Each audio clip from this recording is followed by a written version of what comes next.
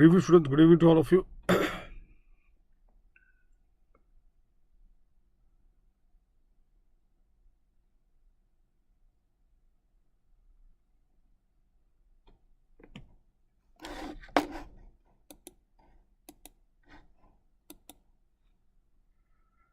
So, students,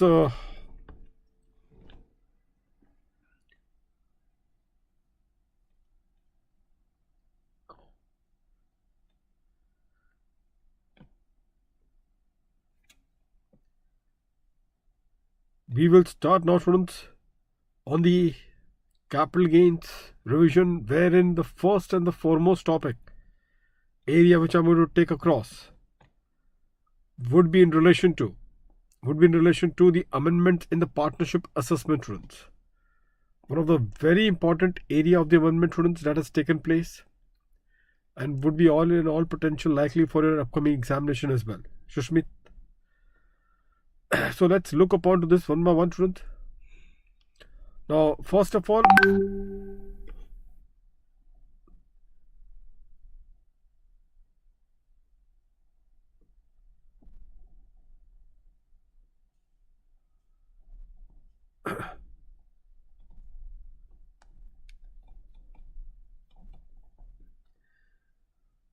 students, let's quickly run through the partnership provision as we all know, which was there prior to the amendment, and thereafter, students, I'm going to connect with you the entire amendment that has taken place in the partnership assessment. Students, as we all are aware, so far as the partnership assessment was concerned, there was the old provision, what it said, many of you may be aware of it, and what is the new provision. I'll just do a very quick comparison between the two, so that every one of you are aware of this important division. As per the old provision, students, the provision was this, that if at the time of reconstitution of the firm or a dissolution of a partnership firm, if there was a transfer of a capital asset, by the firm to its partner,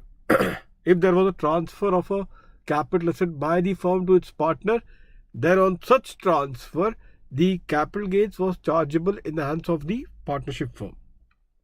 That was the provision, old provision. Now we have completely a new set of provision which is there. Under the new provision, students, there are two provision which is there. One is a completely new provision of 9B, 9 capital B, completely a new provision. And the second one, students, is section 45.4, which actually has replaced the old provision of 45.4. The old provision of 45.4, students, is what I have told you just now.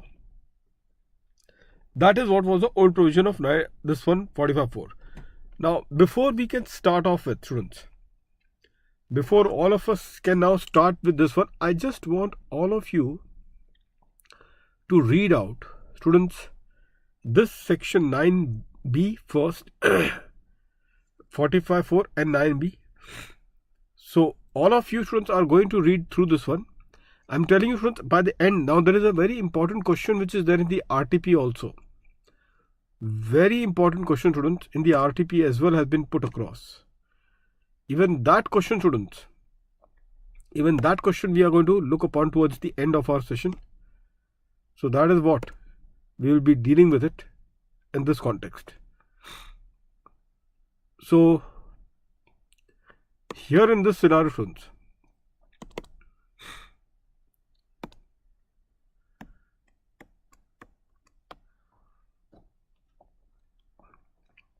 all of you, first and foremost, will run through 45.4. Please read this 45.4 in this context. Just read this one out.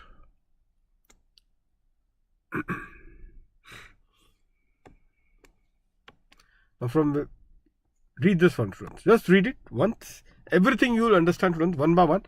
I'll immediately will start with the example to make you understand every provision which has been there.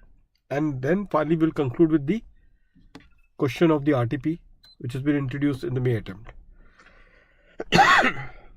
Kindly go through it.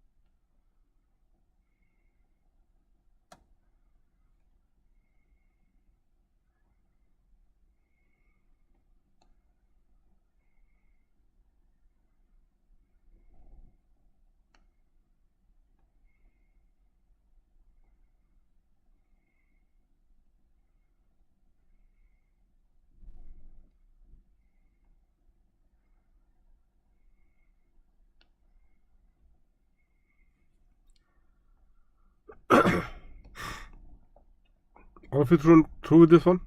Shall I go to the next slide? Quickly, students. Amrita, Shushmit. If you are through with this reading, then I'll go to the next slide.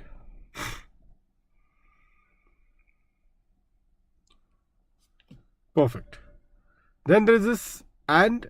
So here, students, is about the chargeability. So what is the scenario, students? 45.4.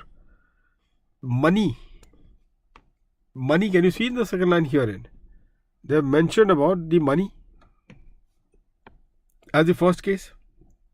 So what has been given Vyati is money or the capital asset or both from specified entity. Now students, many of you will say, so what is specified entity? Partnership firm. Now partnership firm, students, will include also LLP. Partnership firm will also include LLP. Apart from that, students, you have even the AOP-BOI. AOP-BOI giving it to the members. Okay. In connection with, students, reconstitution. Reconstitution, students, all of you know, admission, retirement. So those are the examples of the reconstitution of the specified entity. Then any profit or gain arising from the receipt of such money by the specified person. So who is receiving? Specified person. Who is specified person? Partner or the member. Then that income or the profit or gains shall be chargeable. Now, whose income? This happens to be the income of the partner or the member who is receiving that particular money, or the capital asset, or the both. So that is the profit and gains of that particular person. But it is chargeable to income tax of whose income? It is chargeable in whose hand?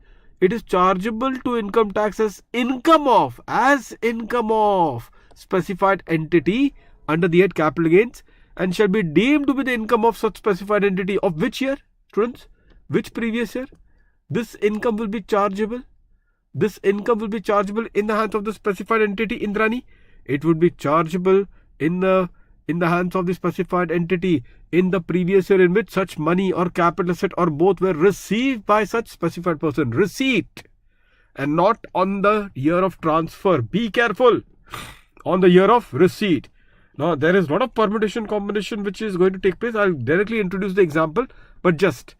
And such profit and gains. Now, the partnership firm or the AOP BOI being the specified entity, they will have to then compute the profit and gains arising on such payout, being the money or the capital asset or both, to the partner or the member of the AOP. So, who will have to compute the capital gains on such payout? It is the specified entity or the partnership firm or the AOP BOI. They are the one who are supposed to make that particular computation of the profit and gains, and the computation would be A plus B minus A is equal to B plus C minus D. Now, we will come back to this equation, students. A is equal to B plus C minus D.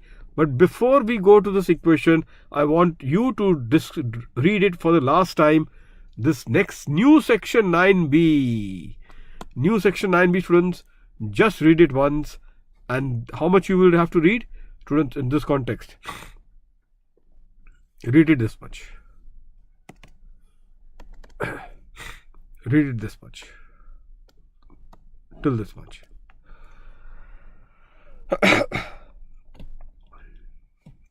Start reading from the heading and you let me know, friends. And thereafter, immediately I'll introduce the example. Immediately after this, I'll introduce the example.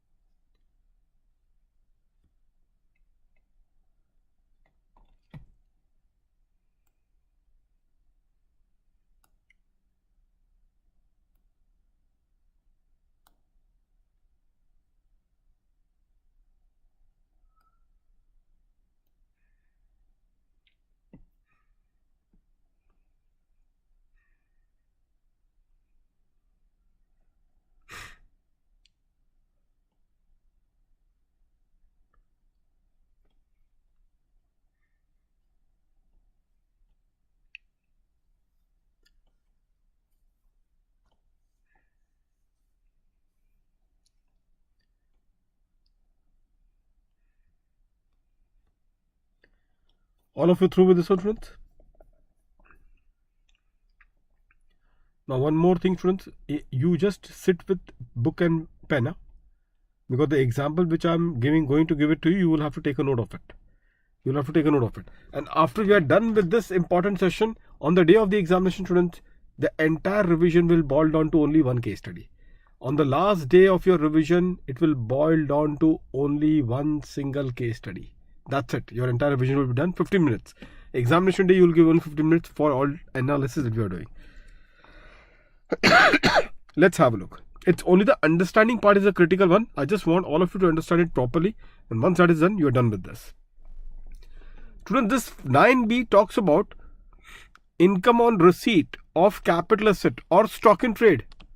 So capital asset and stock in trade both is covered. Received by whom? By a specified person. Who specified person? Partner or a member of an AOP BOI. So by a specified person from the specified entity. Who is a specified entity? Partnership firm or the AOP BOI. In connection with dissolution or reconstitution of such specified entity. Dissolution, students. Even this is covering dissolution. Tell me one thing. Was dissolution covered in 45.4? The previous particular provision that you have read of 45.4, was the dissolution covered over there? To that the answer is no. Dissolution was not covered in the previous provision of 45.4. So dissolution is only meant for the purpose of this section 9b and not for the purpose of 45.4. Now please pay attention, students, here before I make you read this particular provision. Students, why it is 9b?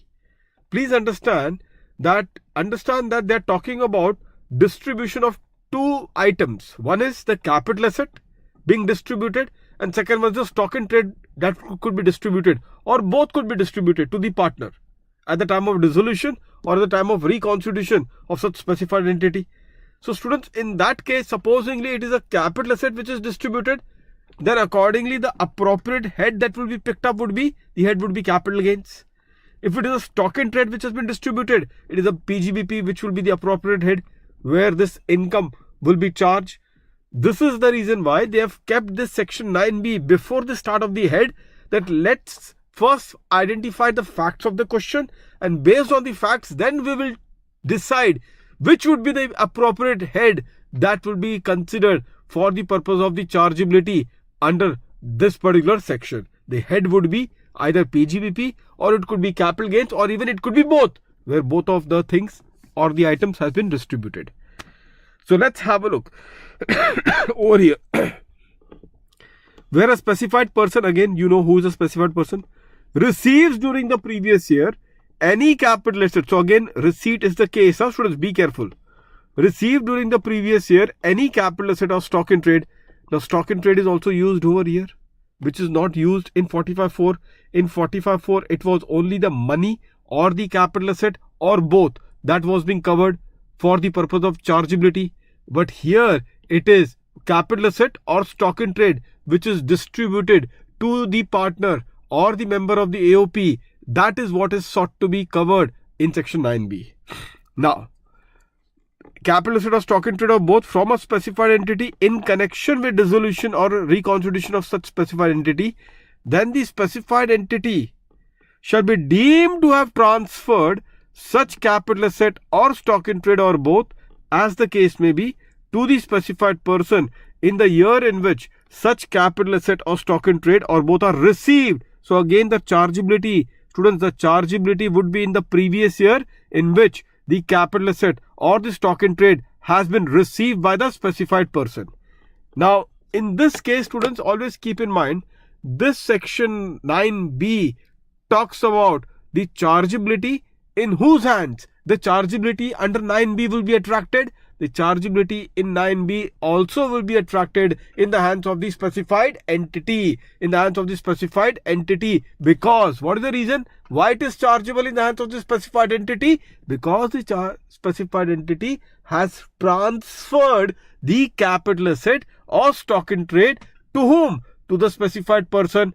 In what context it has transferred? The transfer is in the context of the dissolution of the firm or the reconstitution of the firm. In this context, that the transfer has taken place, and because of that transfer, the chargeability is attracted in the hands of the specified entity, that is the partnership firm or the AOP BOI, as the case may be. Again, I am repeating, friends, partnership firm will include even the LLP.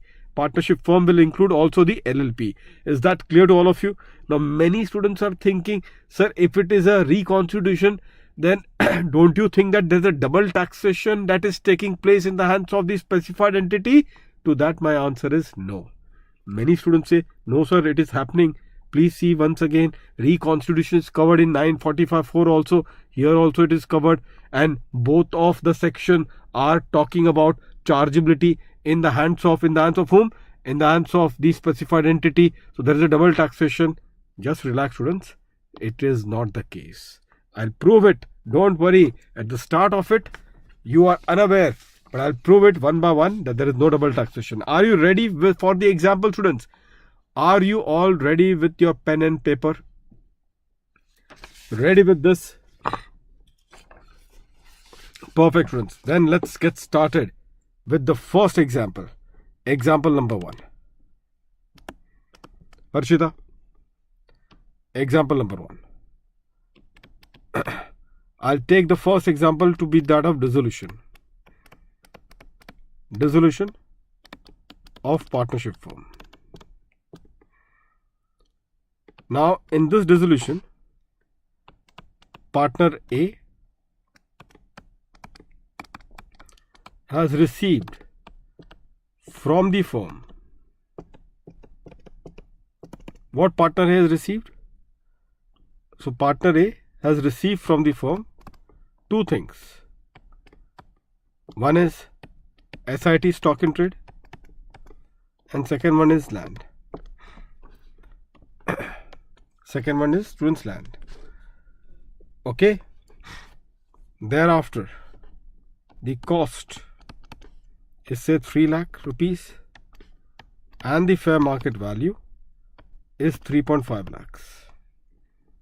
The cost of the stock in trade in the books of the firm is 3 lakhs and the fair market value is 3.5 lakhs at the time when it was being given to the partner. For the land, students, say the cost is rupees 25 lakhs. Now, considering, students, it is a long-term capital asset, I'll just give you ICOA also. ICOA is say 40 lakhs. Considering it is a long-term capital asset, the index cost of acquisition says 40 lakhs. The fair market value is say rupees 1 crore. The fair market value, students, is say rupees 1 crore. So, what happens now? If this is the case, be careful now.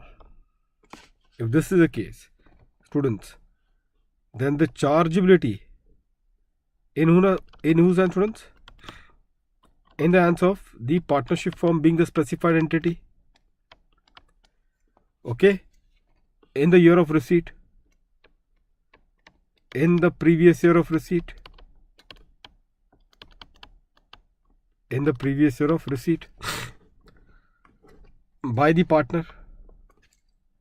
In the previous year of receipt by the partner, students. In the previous year of receipt by the partner. Okay, now here the amount, students, as you can see, is 50,000 rupees. Now this chargeability would be under section 9B, read with section 28. 9B read with section 28.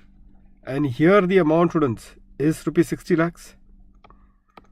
LTCG 60 lakhs. 1 crore is compared with the index cost of acquisition. So the chargeability is under which section? Is under section 9B.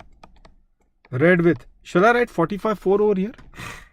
The capital gain section to be referred over here. Should I be writing 45.4 in this context? Answer to that is no.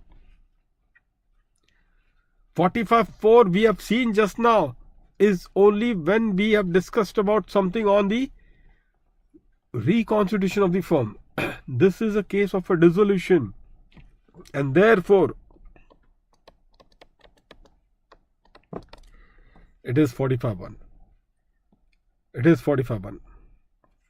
And also write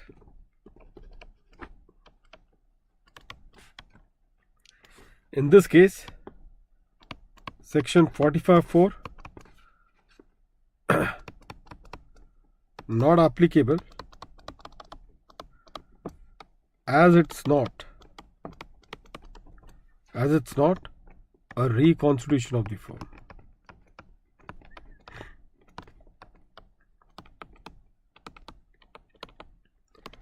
All of you are clear with this one? If that is the case, I'll do the next example number 2. Every one of you are clear with this one or not? Any doubts that you have got, do tell me. Up till here, all good?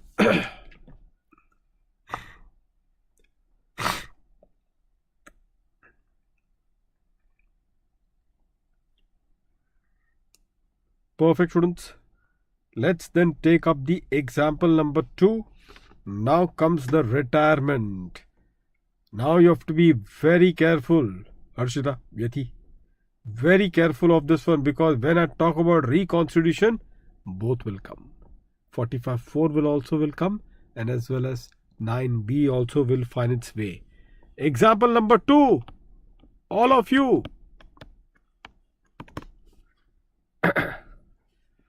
So retirement of partner, say here partner is partner B. Now, as I told you students, in the case of retirement, what happens in this context? It will have both the section applicable, namely 45.4 as well as 9B. Both the sections will be applicable equally, isn't it? Let's see what this partner B has received. So Mr. B has received rupees 30 lakhs of money plus fair market value of a land which is of rupees 1 crore. Which is of rupees 1 crore.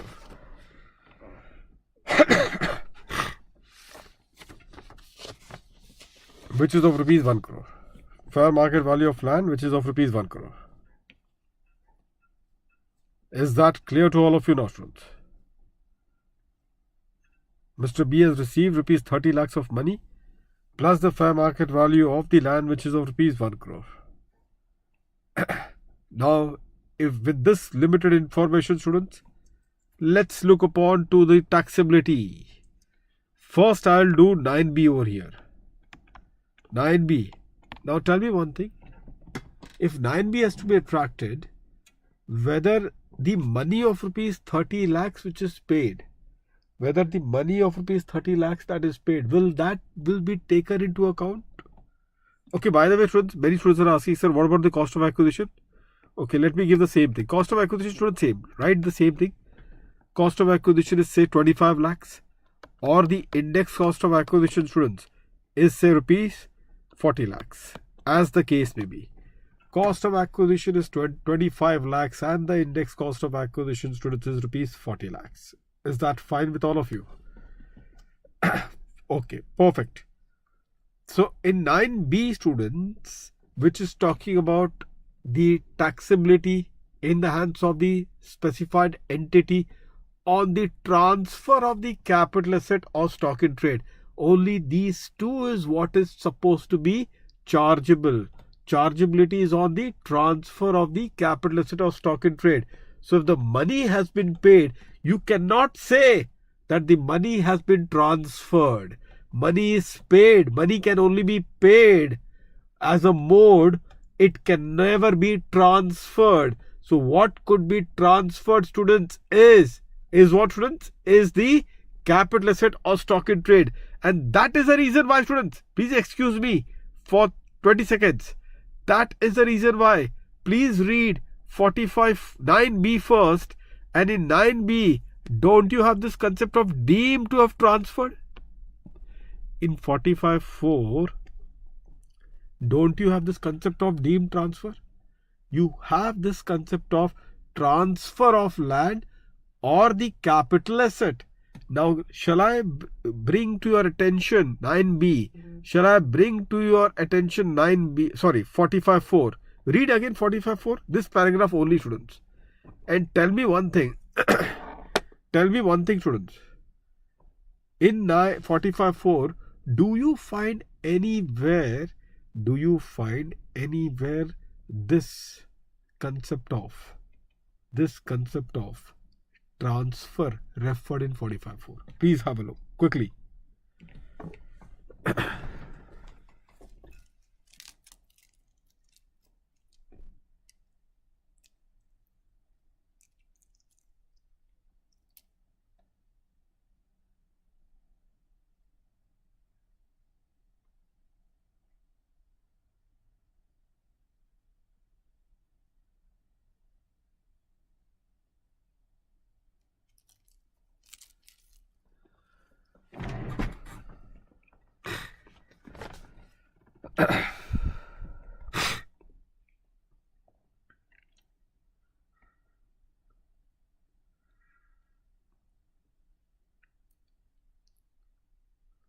In the entire provision of section 45.4 that you have read it, the word transfer, students, is missing. Do you all agree?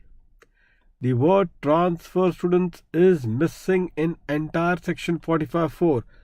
Compare this with 9b. They have used the word transfer, and that is the reason why when Mr. B is receiving money of rupees 30 lakhs as well as the land of rupees 1 crore, so we can only say that the partnership firm has transferred the land of 1 crore, and hence the scope of chargeability under 9b, which is about the deemed transfer, 9b is all about deemed transfer, would only be in respect of the capital asset here in this example, which is the land. And in that case, students, how much is that? 1 crore minus 40 lakhs. 1 crore minus 40 lakhs. So therefore, rupees 60 lakhs is your LTCG. Rupees 60 lakhs is your LTCG. Under which rupees 60 lakhs is your LTCG in this context? Rupees 60 lakhs is your LTCG. So this is LTCG. Rupees 60 lakhs. All of you agree to this one up till here? Now comes your second point. And your second point, students, therefore is 45.4 now. Now this is in addition to 9b, then there is 45.4. 45.4 now, students, now you be very careful. Many students had this doubt that, sir, there is a double taxation which is happening, and I'll prove it to you. There is no double taxation. Please tell me and confirm if you have completed up till here. Then only I will proceed further.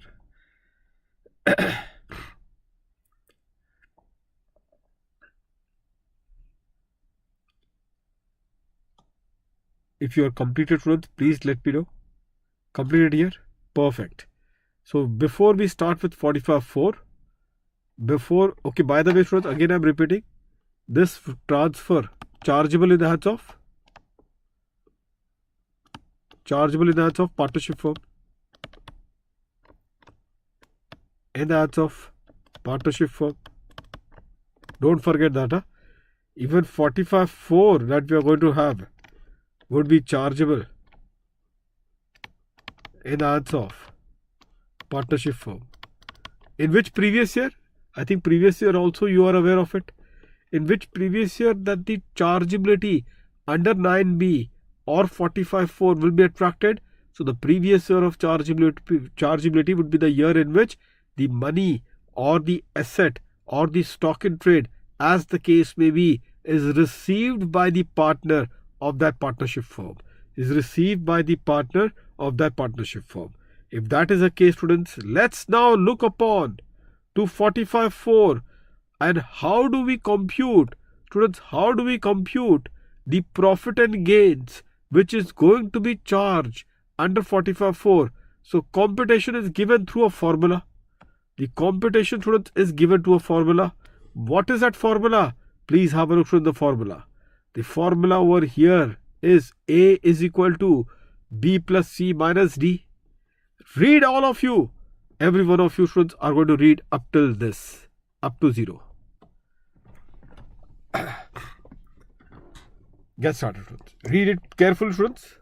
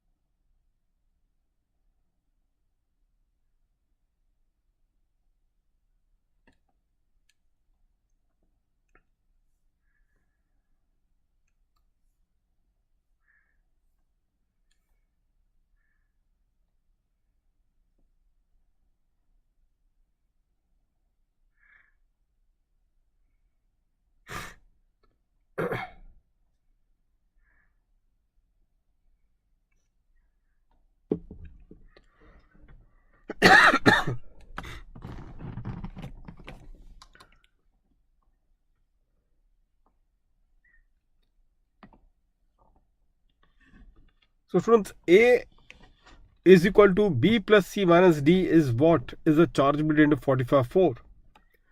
Whereas A is nothing but the capital gains, which is going to be chargeable as the income of the partnership firm, which is a specified entity in my example. B is the money which is received, the value of the money. Because if you have seen 45.4 talks about money, value of money, capital asset, or both. So B talks about the money. C is about the amount of the fair market value of the capital asset received by the specified person from the specified entity on the date of such receipt. So received by whom? Specified person.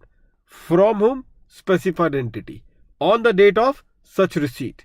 And last is your D, which has to be subtracted, and the subtraction is on the amount of balance in the capital account represented in any manner of the specified person who is a partner in the books of accounts of the specified entity at the time of its reconstitution. Now I'll tell you the logic, students.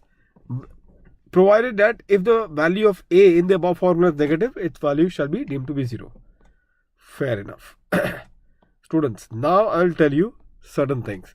I have to give you one more information to get started with the question. Supposing, students, just write here it, the capital balance of Mr. B is rupees 70 lakhs. Is rupees 70 lakhs. This is opening. Okay. This is opening. Now you have to be very careful, friends. And if you don't understand at any given point of time the application of formula, mainly you will get stuck in D, in the D part. Please do ask me. I will not hesitate to repeat it one more time. But do ensure you are crystal clear about how the application is done. Okay, just write to the question. The capital balance of Mr. B is rupees 70 lakhs opening. Just keep that particular reference in your question so that we can proceed with the solution. So here it is. A is equal to B plus C minus D. By the way, students, in the RTP question, they have given you an integrated case study, which will have 4 options. So there is no issue. But if it is a descriptive question which they have targeted, you will have to, if you are talking about 45.4, you will have to write this equation. If you don't write this equation, students, they will deduct you the marks. Presentation is the key. B is the value of money, 30 lakhs. C, students, is 1 crore. The fair market value of the land. And now comes the D. Be careful, students. Now comes the D. So 30 lakhs. Thereafter 1 crore. And now we will be working out D. Many will say, sir, D is 70 lakhs. You just told you. No. At the time of reconstitution, students, be careful. At the time of reconstitution, now, don't you think that there is a profit that has taken place on the capital asset which is transferred above? Already there is a capital gains, which is the profit on the transfer of the capital asset that has arisen in the hands of the firm. Yes. So there is a capital gains on the transfer of that particular land which has arisen in the hands of the firm at the time of transfer. Whereas the cost was herein. Now students, be careful. For income tax purpose, the cost is 40 lakhs, which we have taken as index cost of acquisition, and compared with 1 crore. But when you have to compute the profit on which the PSR ratio would be worked upon to understand how much is the, when you have to calculate the capital balance as on the date of reconstitution, please tell me one thing. Do you then compare the selling price when you have to compute the capital balance in which it will include even the profit share? If you have to compute the capital balance at the time of reconstitution, in the capital balance, it will also include the share of the profit. That has to be settled. Capital balance is for settlement. So in that capital balance will also include the share of profit which would be a part of your capital balance which has to be settled at the time of reconstitution. Now that profit share, when you compute, do you compute it in the accounting way, or the profit share you will have to compute by income tax? How do you compute the profit? It is the accounting profit which forms part of your capital balance, or it is the taxation profit which forms part of your capital balance? Which profit? It has to be the accounting profit. So you are always focused, whatever is a part of the settlement amount, which is the capital account, then that capital account will also include the profit share. And the profit share, students, that will be included for the purpose of settlement would be the accounting profit.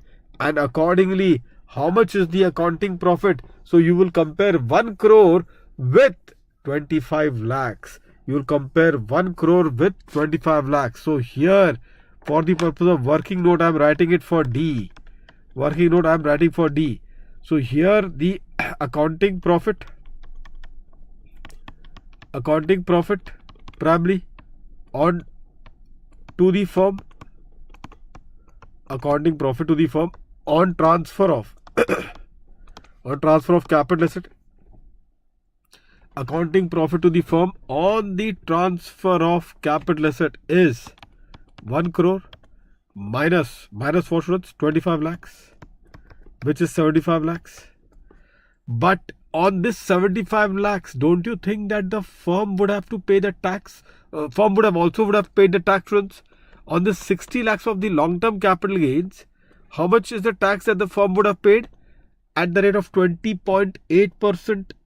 At the rate of 20.8%, 8% means including the HEC, that the tax would have been paid. So that will reduce your accounting profit.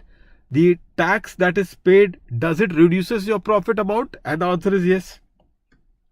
How much is the tax that is paid? At 20.8 on 60 lakhs the tax is paid. But for the purpose of simplicity, I am taking 20%.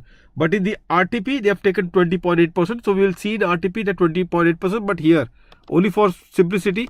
So the tax that I have paid is 12 lakhs. So tax paid by firm.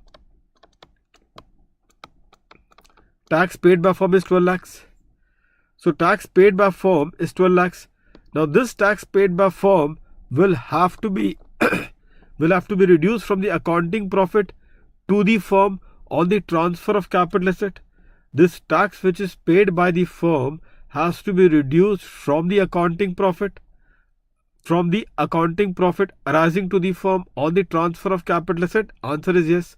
So on this 75 lakhs, students, on this 75 lakhs, you shall reduce this 12 lakhs which is the tax paid.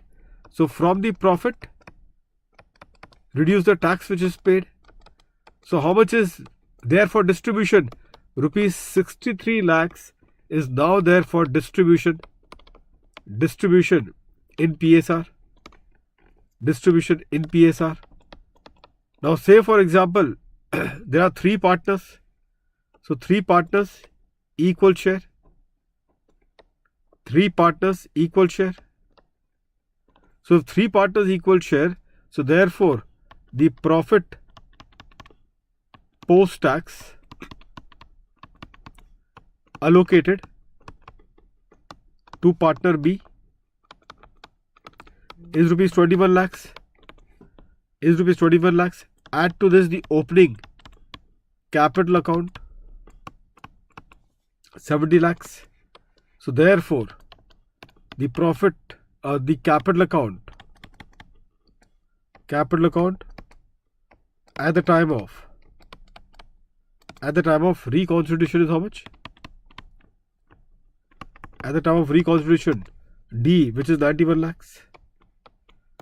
91 lakhs. So capital account at the time of reconstitution, D is 91 lakhs. So 91 lakhs, therefore, students, is what has to be considered. 91 lakhs, students, is what has to be considered in this case. And students, if you see over here, come back to your equation originally. So here you will reduce it with 91 lakhs. So 30 plus 1 minus 91 crore. So in that context, it is, how much is the amount? How much is the amount, students, which is there? Quickly! It is 39 lakhs. 39 lakhs, students, which is there for the purpose of chargeability under section 45.4. Under section 45.4. Did you all understood this equation or not? First you tell me this. Did you all understood this equation or not?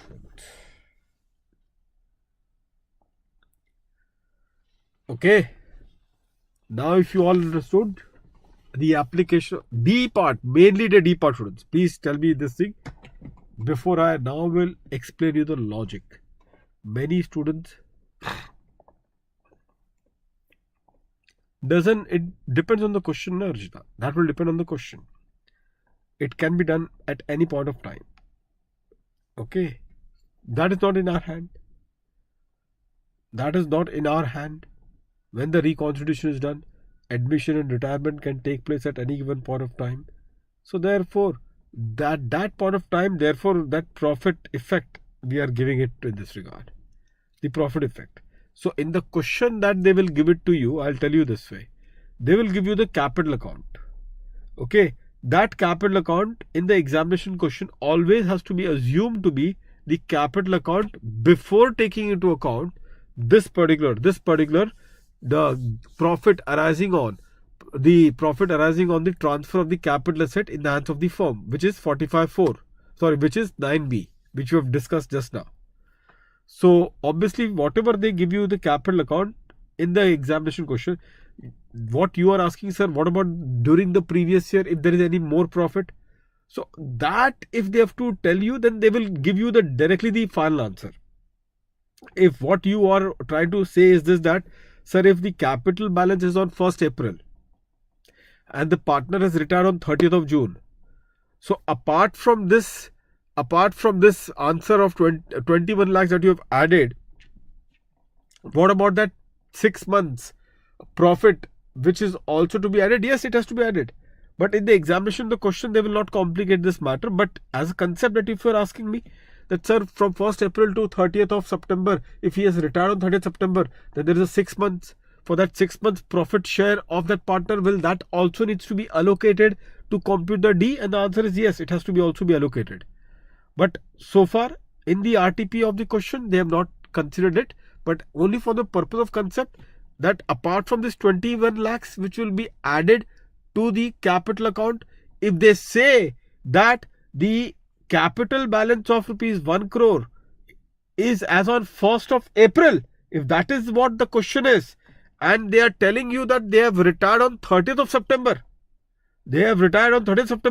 then they should also give you how much is the profit that has happened in that 6 months period, and then the proportionate profit you will then add to compute D as well. The proportionate profit you will then add to compute D as well in this case. But in the examination, if they give you the capital account of Mr. B, the retiring partner, is say rupees 70 lakhs, without telling you as on which date that particular capital account stands. Without telling you as on which date that particular capital account stands. If they are silent about the date, then in that case, always assume that this is the second last particular figure of 70 lakhs, and in that second last figure of 70 lakhs, you need to add to this 70 lakhs one more item of adjustment, and that is about the profit arising to the firm on the transfer of the capital asset. So that profit, the way we have worked out over here, that proportionate profit would also be added to that rupees 70 lakhs so as to calculate the D.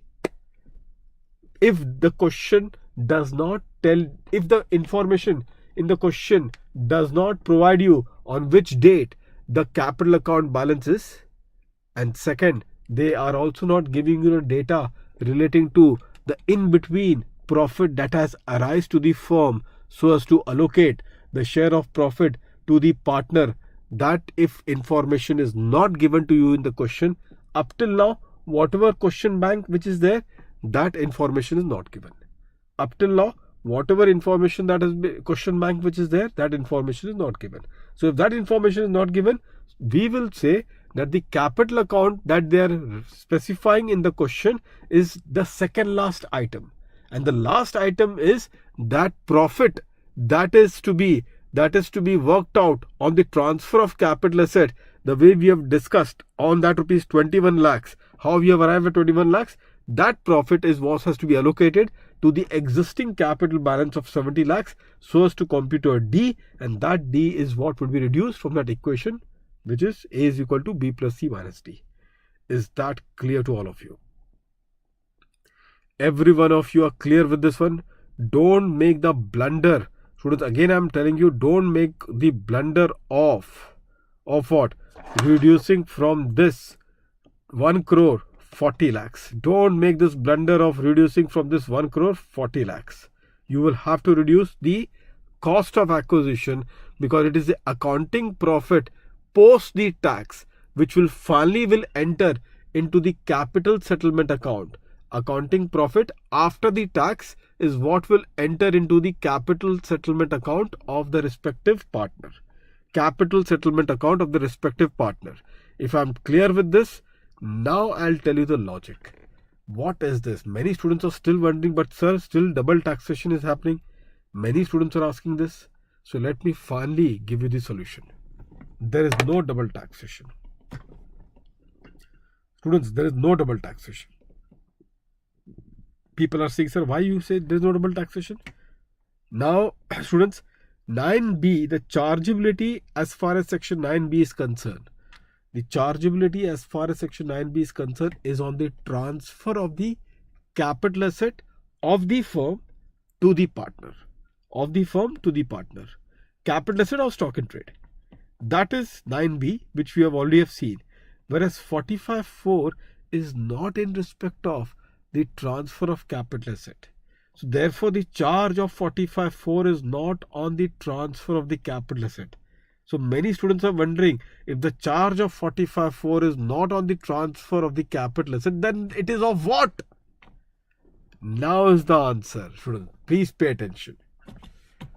Students, tell me how much is the amount that the firm is required to pay to the outgoing partner in this case, which is D. D is nothing but the amount which the firm is required to pay to the outgoing partner. And as we have calculated, the amount that is required to be paid to the outgoing partner is rupees 91 lakhs. So technically speaking, the firm should have paid only 91 lakhs. But what we are seeing is that the firm, instead of paying 91 lakhs, it is paying 1.3 crores. 1.3 crores is what is paid against what is due. Due is 91 lakhs that we have calculated, but it is 1.3 crores is what has been paid by the firm to the partner. Many students are wondering why the firm is paying more as against what is due. Why, students, get me the answer? Why the firm is paying more as against what is due to the partner? Obviously, students, at the time of retirement, in this example, there are other assets which are there of the partnership firm, which are not transferred, but which are not transferred to the partner. But don't you think that even that gets revalued? Because the partner will say that, look boss, the assets which I am not taking, even that if it is revalued in today's time, I have the share of my profit which is unrealized on those assets. I have my share of profit which is unrealized on those particular assets. Why I am using the word unrealized? Because that has not been sold. Why it is unrealized? Because that has not been sold. So as on the date of my retirement, there are still existing asset of the firm which, if revalued, goes on the higher amount, goes on the higher side. Now, though on that profit which is unrealized, my share is also there. My share is also there, which unfortunately I cannot take it because that assets are not being sold. So therefore, the firm pays more Therefore, the firm is paying more as against what is actually due. What is actually due, because the more payment or the excess payment is in connection with the unrealized profit on the remaining asset. The excess payment is in relation to the unrealized profit in respect of the remaining asset of the firm. So that is why the firm primarily pays more, and accordingly 45.4 is introducing the charge in respect of not the capital asset which is transferred. The 45.4 chargeability is in respect of the unrealized profit which is distributed to the partner. The unrealized profit in respect of the remaining asset of the partnership firm which is distributed to whom? To the partner. So the chargeability of 45.4 right herein, the charge of 45.4 is charge of section 45.4 is in respect of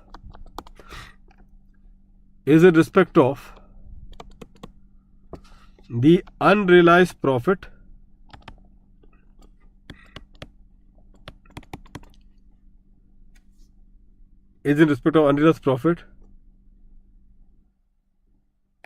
on the remaining asset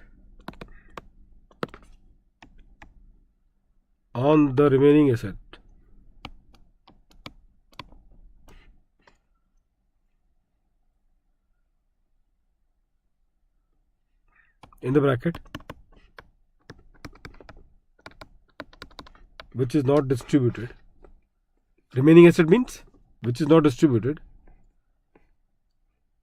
as on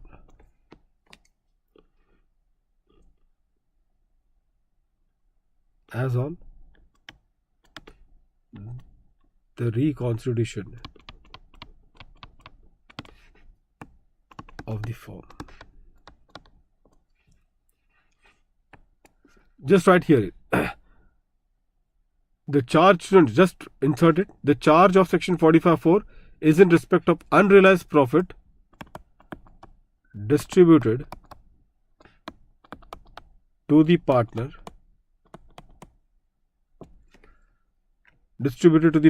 on the remaining asset which is not distributed. The remaining asset is not distributed, but what is distributed to the partner is the unrealized profit in respect of those assets as on the reconstitution of the firm. This is what is the charge of 45.4. So please compare this charge versus 9B, which is a charge on the transfer of capital asset or stock in trade to the partnership firm. To the partner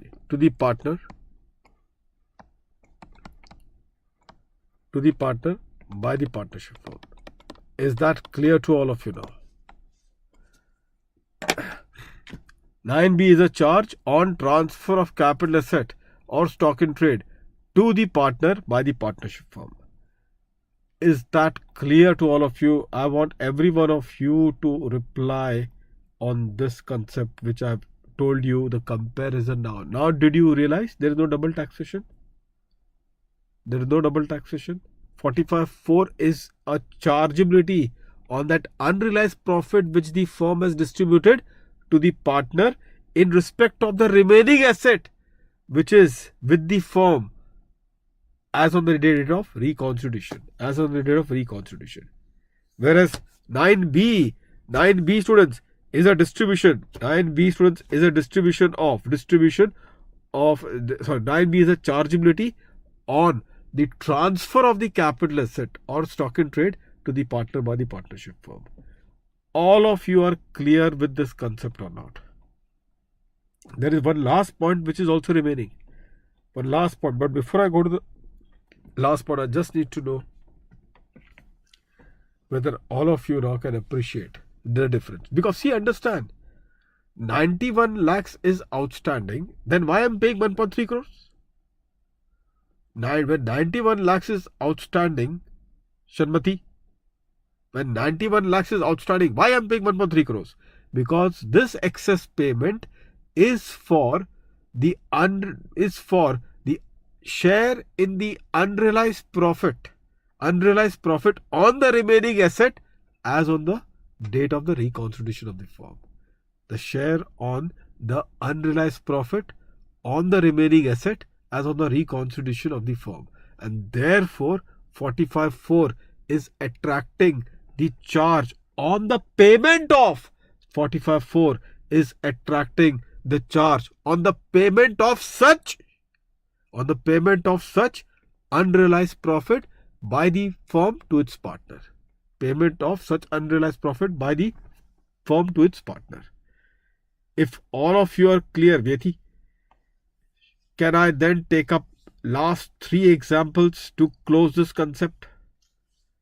Last 3 examples to close this concept, students. Please tell me if all of you are ready with this one then. Last 3 examples to close this concept. Any doubt, students, please ask me now itself. There is still one point which is left.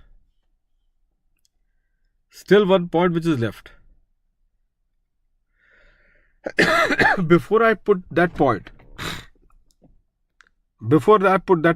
let me ask you this question. Students, subsequently, take this example. Subsequently, the partner will sell this land. Subsequently, the partner will sell the land.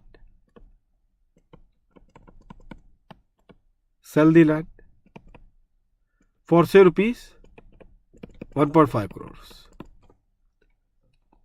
1.5 crores.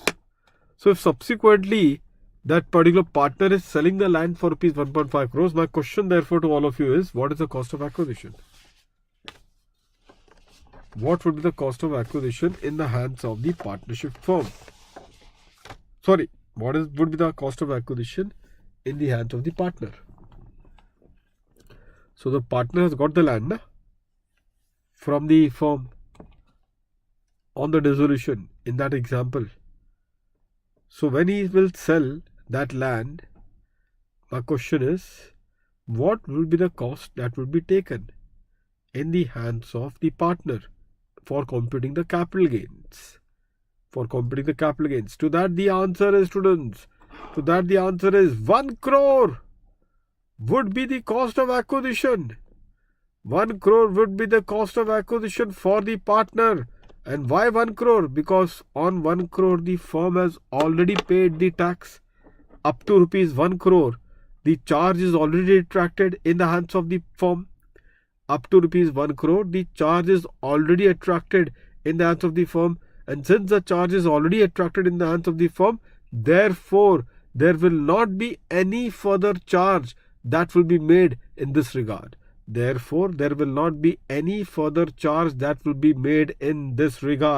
hope that every one of you are clear with this one.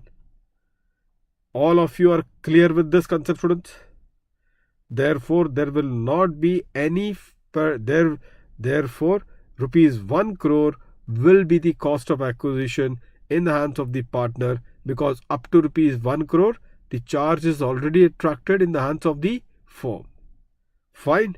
Now, tell me one thing, why in determining the nature of the capital asset, when the partner is calculating his capital gains, he will have to know whether that asset is a long-term capital asset or not.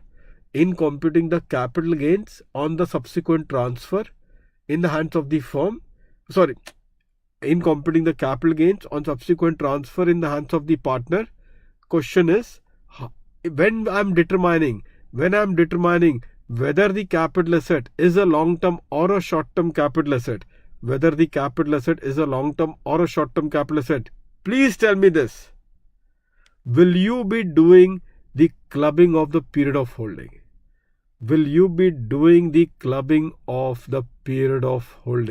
Meaning thereby, the period for which the firm has held that land, will that period be clubbed with the period as held by the partner to determine whether it is long term or short term, or it is only the period which has been held by the partner that would be considered to determine whether it is long term or short term. What would be done? Whether the clubbing of period of holding, will that be attracted in this case? Whether the clubbing of period of holding, will that be attracted in this case, students? Quickly! Will that be attracted, students?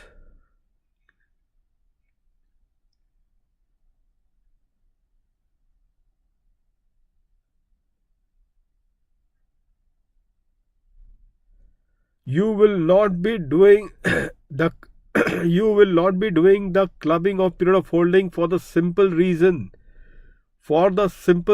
students, because why the clubbing of the period of holding will not be undertaken?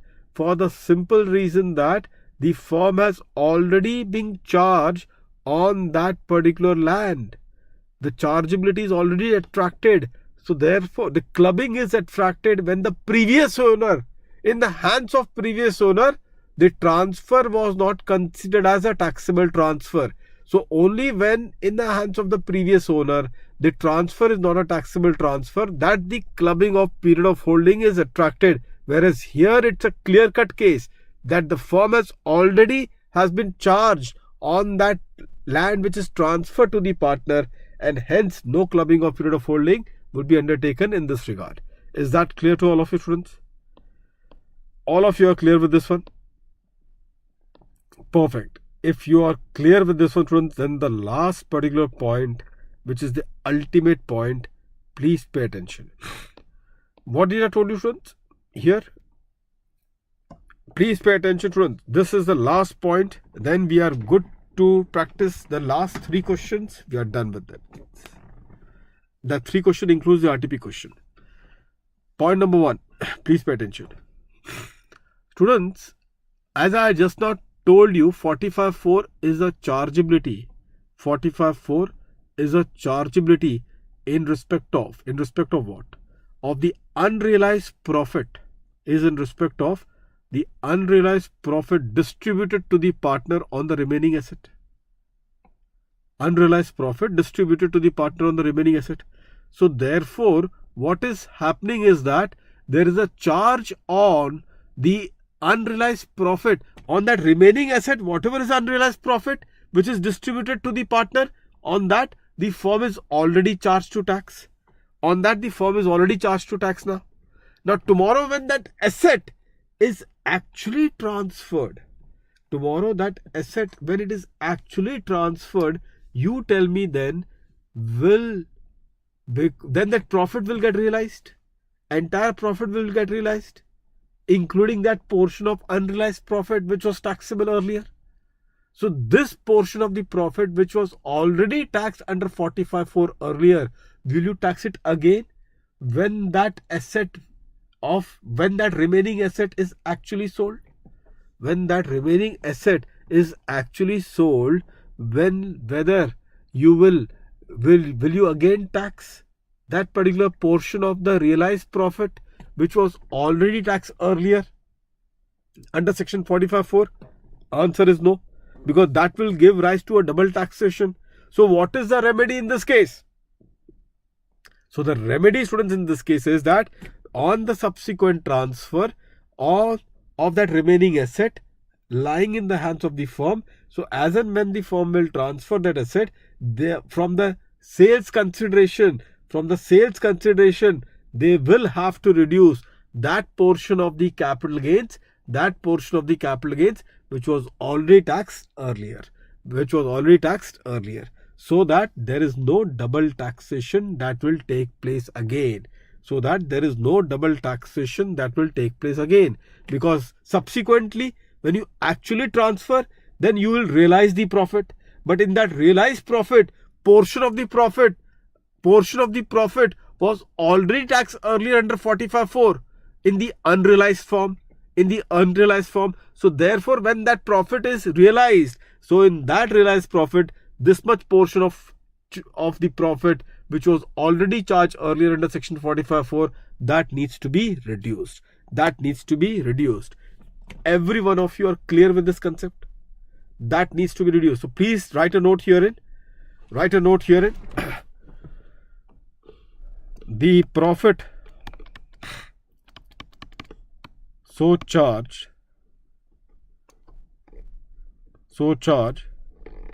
the profit so charge in the bracket unrealized under section 45(4) shall be reduced from the realized profit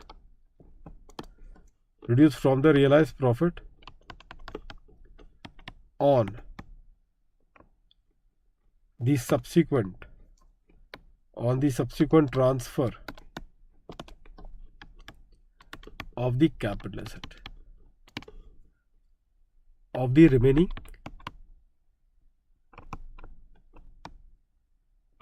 capital asset by the firm.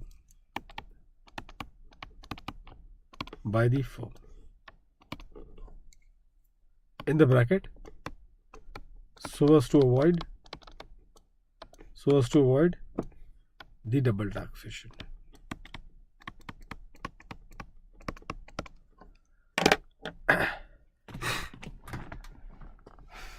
All of you are clear with this one? See, this is the concept. This is how the concept. If you understand the concept, you will understand all the provision. Otherwise, this provision is a real mess. I'm telling you, students have not understood this section at all. They've messed up the section.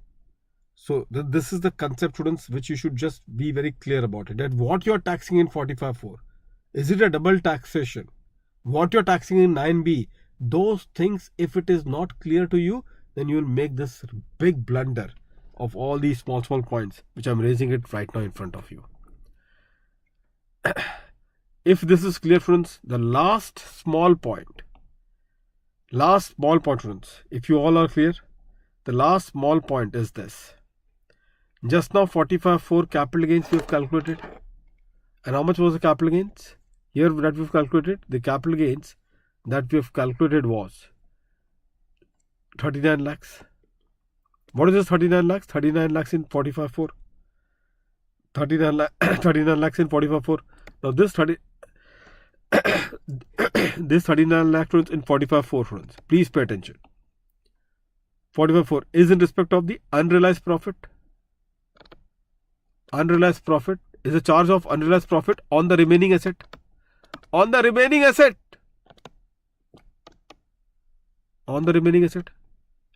This charge of 45(4) is on unrealized profit on the remaining asset.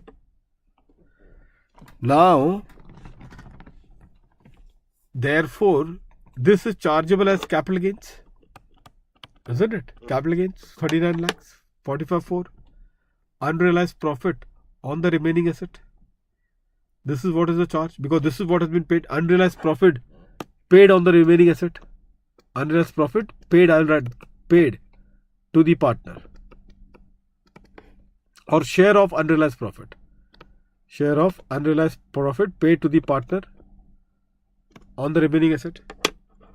In a simple word, share of unrealized profit paid to the partner on the remaining asset. That is what 45(4) is.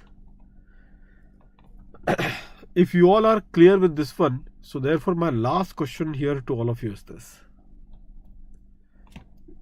In the head capital gains, the capital gain is never taxed as capital gains. You have to define this as a long-term capital gain or a short-term capital gains. The capital gains is never taxed as a capital gains. You have to define this as a long-term capital gains or a short-term capital gains. Do you all agree? Do you all agree to this one or not? So in that particular case, this would be long-term or short-term. This is long-term or short-term. Based on what? Based on 9B? Based on the status of 9B? So if 9B is long-term, 45(4) would also be long-term. Is that the case? If 9B is long-term, 45(4) also will be long-term. Is that the case, students?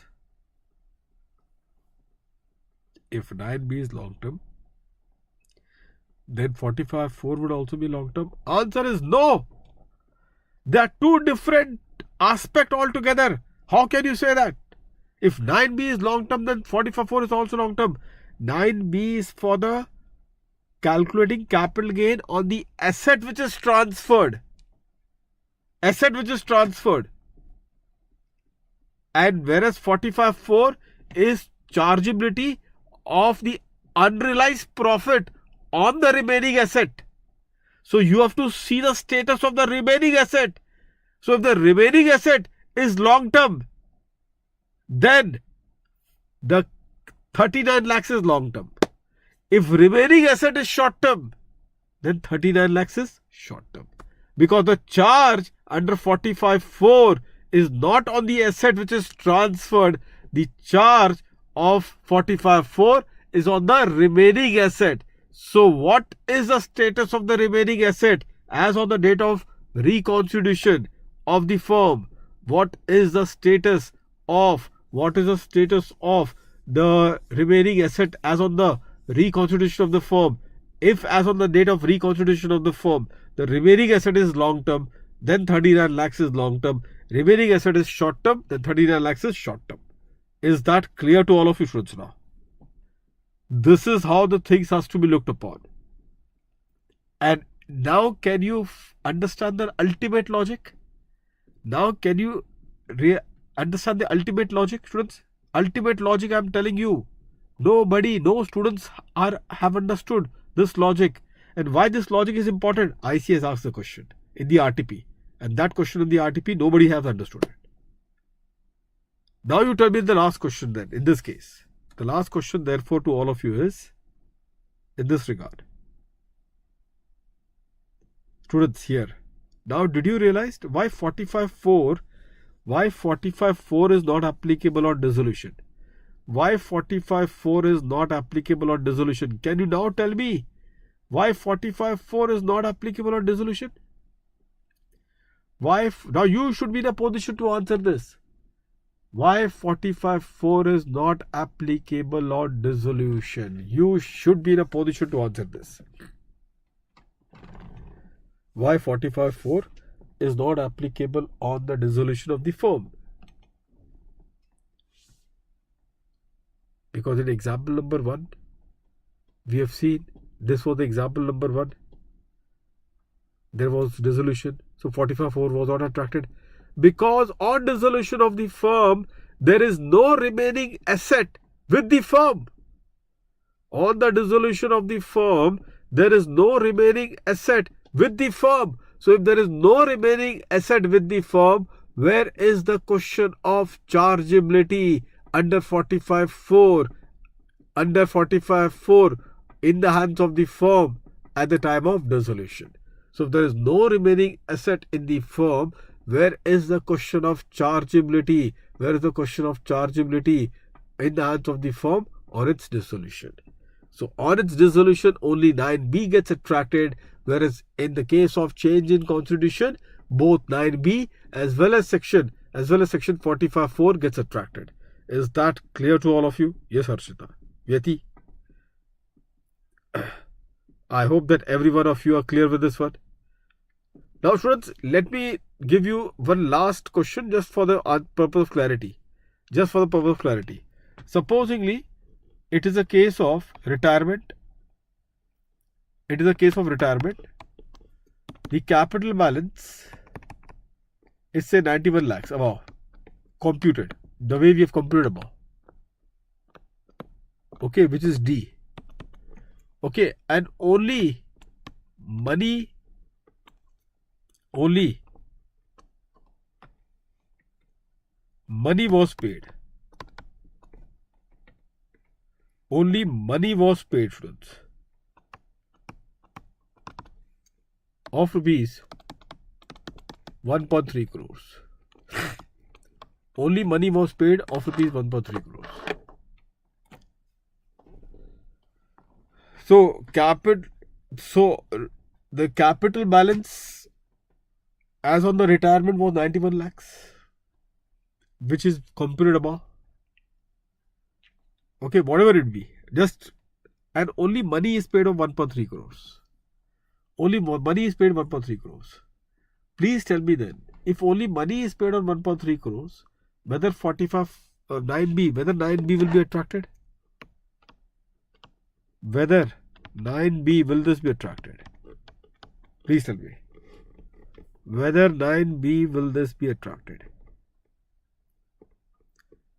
If money of 1.3 crores is what is paid, if money of 1.3 crores is paid, whether 9B is attracted? Answer is no, because 9B is for transfer of capital asset or stock in trade. 9B is for transfer of capital asset or stock in trade. Whether 45.4 will that be attracted? Answer is yes. Why? Same question asks. Ask the same question. Why you are paying 1.3 crores when the balance is only 91 to be paid? Because the excess is the share in the unrealized profit on the remaining asset, as on the date of reconstitution. The excess is the share of unrealized profit, on the remaining asset as on the date of reconstitution. And that is the reason why, students, only 45.4 is attracted and not section 9B. Only 45.4 is attracted and not section 9B. I hope that every one of you are clear with this. This is the concept wherein students are going to get stumped in the examination of the partnership assessment. If you don't understand it through logic, then this is what you will be killed in this situation. Last point, students. Now we will do only 2 questions. Congratulations, students. Only 2 questions we'll do. You'll say, sorry, but you said 3 questions. I've already done 1 question. In my discussion, I've already done 1 question. I'll do now only 2 good questions. One is the RTP and another is the advanced question. Students, tell me one thing. I just told you what is the status of this capital gains. This capital gains has to be defined either as long term or short term. The capital gains of 45.4 has to be defined as long term or short term. What did I told you? If the remaining asset as on the date of reconstitution, is long term, then this capital gain of rupees 39 lakhs is also long term. If the remaining asset as on the date of reconstitution is short term, then the capital gains as on the date of reconstitution is also short term. This is what we discussed. Let me then tell you then this point. Supposedly the remaining asset is, say, one land in Nagpur and one land in Pune. These are the 2 remaining assets. The land in Nagpur is long term as on the date of reconstitution because the period of holding is more than 24 months. Whereas the land in Pune is short term because the period of holding is not more than 24 months. So that land in Pune is short term. Now you tell me, what do I do of this capital gain? Because the remaining asset is both long term and short term. Then what do I do of this capital gains? What do I say? It is long term or short term? What do I say? Then I need to split this capital gains in a ratio. Which ratio? That we'll see in the problem. But I will have to then split this capital gain in a particular ratio so that a portion of this capital gains would be referred as a long-term capital gains and a portion of this capital gains will be referred as a short-term capital gains. So therefore, if the remaining asset comprises of both long-term and short-term, then this capital gains needs to be split in a way that a portion of a capital gains would be referred as long-term and the other portion of the capital gains would be referred as short-term. What is the ratio of the split? That we'll see in the practical question. What is the ratio of the split? That we will see in the practical question. Are you ready with this one then, students? So 2 questions, 1 question here and 1 question of RTP is what we are going to discuss it now, students. So hold your breath, students. Get ready.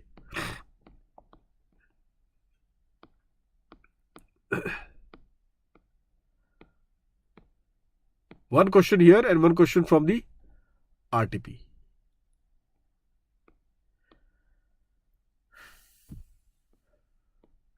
See the illustration.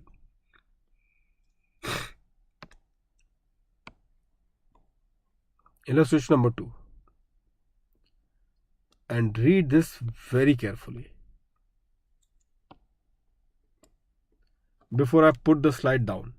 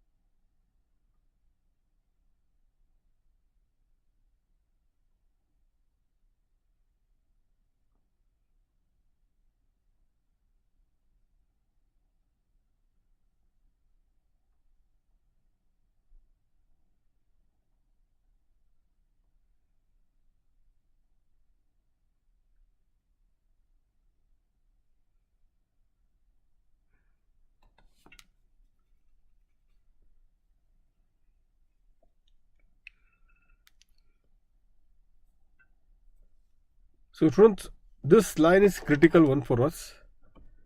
There is a piece of land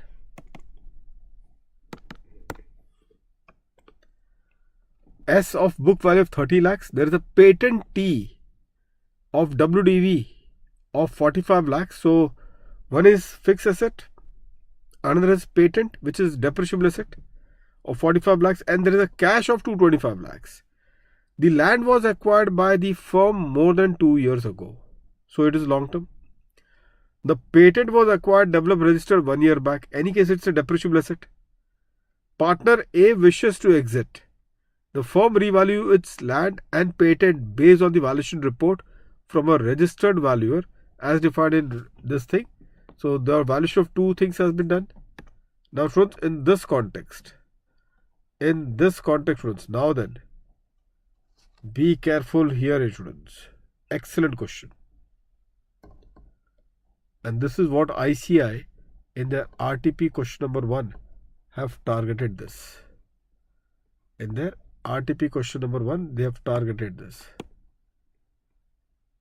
So let's have a look to the question that they have targeting in this regard.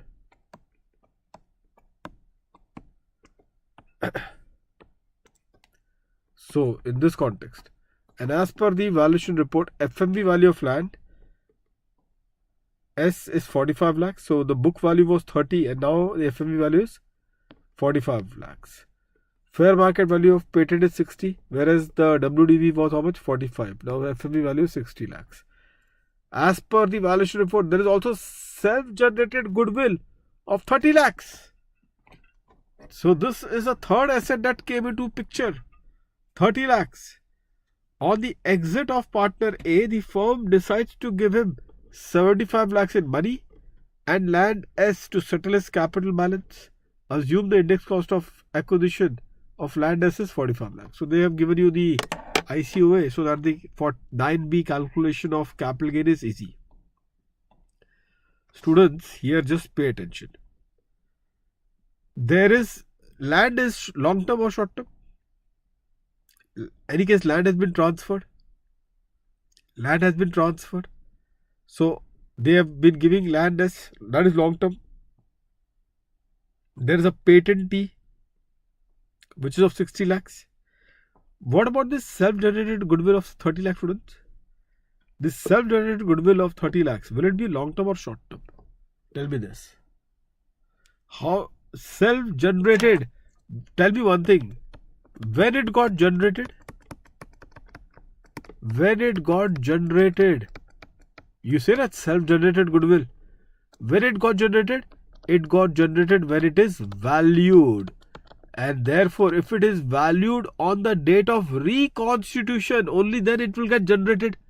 Unless and until you do the valuation, it will never be generated. And only when the valuation is done, that the generation of the goodwill will arise. So therefore, the self-generated goodwill has arisen on the date of which date? The self-generated goodwill has arisen on the date of, indeed, the self-generated goodwill, students, has been arised on the date of. Indeed the case. The self-generated goodwill has arised on the date of valuation. And when the valuation is done, reconstitution of the firm. So can I therefore say it's a short-term capital gains? Answer is yes. Therefore, it is a short-term on the date of reconstitution. So therefore, it is a short-term item. So be careful here. What is remaining asset is self-generated goodwill. What is the nature of the self-generated goodwill? Short-term. And the second one is the patent. So patent primarily is only 1 year old. So accordingly, even that is short-term. So there are two short-term, which means whatever is 45.4 profit, unrealized profit, that you will determine on the remaining asset, unrealized profit that you will determine on the remaining asset, which is on the which profit, that unrealized profit which is distributed to the outgoing partner. So that unrealized profit which you are going to charge under section 45.4, can I therefore say the entire unrealized profit which is distributed to the partner, that unrealized profit, will it be a short-term capital gains? Answer is yes. The entire unrealized profit in this case will be a short-term capital gains, and that is what will be the point over here. Because the remaining assets, the two remaining assets are there. One is patent, another is self-generated goodwill. Both of them happens to be the unrealized item. Both of them happens to be a short-term capital gains. So let's start, students. 9B is easy. Students, 9B is very easy. What is 9B? So 9B is the fair market value of land is 45 lakhs. FMV value of land S is 45 lakhs, which we have got it over here. 45 lakhs minus the ICOA. How much is index cost of acquisition of land S? That is also given to you 45 lakhs. 45 lakhs over here. So 45 lakhs and 45 lakhs. The answer is nil. So therefore, the answer is nil over here. So therefore, the LTCG is nil. What is the tax then? What is the tax for here? Tax is also nil. The tax is also nil. Why this tax is so important for me right now? Because when I calculate my D on that share of profit, that share of profit, I reduce the tax element as well. Now here the share of profit is 0. Here the share of profit is 0. So therefore, here the profit itself is 0, and therefore the tax is also 0. So therefore, this will not hamper my D. So my D would be directly, students, what is your D? What is D, students, here? Who is the partner who is going, by the way? Partner A. D here is 100 lakhs. For 45.4, when I calculate, how do I calculate 45.4, students? B plus C minus D. What is the money which has been distributed? Money which has been distributed here is 75 lakhs. Second last line, 75 lakhs. So 75 lakhs is the money. What is the fair market value of the land? C, which has been distributed, which has been transferred. The fair market value is 45 lakhs. So 75 lakhs plus 45 lakhs. 120 lakhs. 120 lakhs, students. So 120 lakhs minus D. How much is D here? So D over here is 100 lakhs. What about the share of profit on that capital asset transferred to the partner? What about that? The answer is 0. So 100 lakhs plus 0. So therefore, in this case, D is plainly 100 lakhs. So 75 plus, so 120 minus 100 lakhs, which is 20 lakhs. Now this entire 20 lakhs would be a short-term capital gains. Students. Would be a short-term capital gain, students. Okay. Now, supposing, students, you should know now short-term capital gains. Why? Because this is in respect of the two assets. Which two assets? The goodwill, self-generated goodwill, and the patent.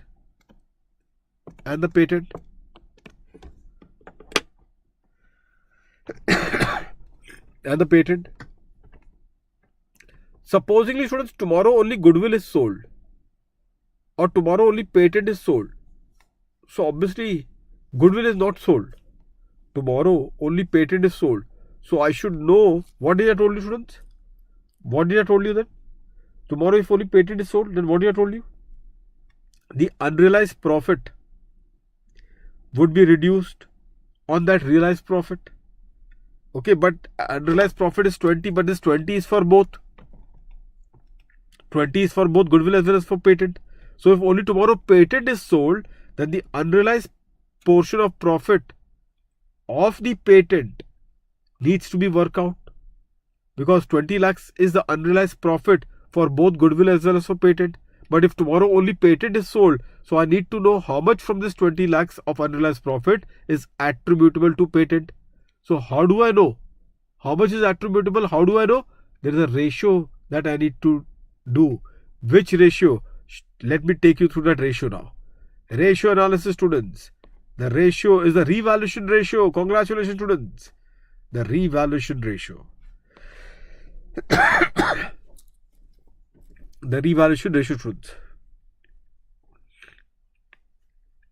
Sorry, here 15 lakhs. How come 15 lakhs, students? How come 15 lakhs is coming? Somewhere we have made a blunder. See the blunder. Did you realize the blunder, students? These are the silly mistakes. These are the silly mistakes which you have done it. Congratulations. Silly mistake has been committed. And what silly mistake? The D is not 0 here. Let's calculate D. What did I told you about D? What is D here, students? Opening balance 100 minus the share of profit. Now that profit is the accounting profit or taxation profit, students? This profit, the share of profit. So this plus the share of profit. That profit is we have taken the taxation profit. See the question, beautiful question. If you take the taxation profit, then taxation profit is nil. But are we supposed to take the taxation profit, or are we supposed to add the accounting profit? It is the accounting profit. And how much is the accounting profit on the transfer of the land? Accounting profit is 45 lakhs. Don't reduce it from ICOA of 45 lakhs. Because what we have made the mistake is to reduce from ICOA of 45 lakhs. This we have to reduce from the book value. And what is the book value of land? 30 lakhs. Given above. 30 lakhs. So therefore the share of the profit is how much? 15 lakhs. Is there any, from the accounting profit, is there any tax amount? Is there any tax amount, students? The tax is nil. The tax is nil. So therefore my D happens to be, simple word, students, the D happens to be 100 plus. Now this is divided by 3. There are 3 partners. 45 minus 30. Again you can make a mistake. You will take only 45 minus 30. Don't do that. 45 minus 30. This is 15 lakhs of the accounting profit. But this accounting profit is for all the 3 partners. For only one partner, Mr. A, it is only 5 lakhs then. So D is 105. So my D happens to be 105. So this D, students, is 105. So 120 minus 105 is how much? 15 lakhs. 120 minus 105 is 15 lakhs. Now this 15 lakhs is the unrealized profit on the remaining asset.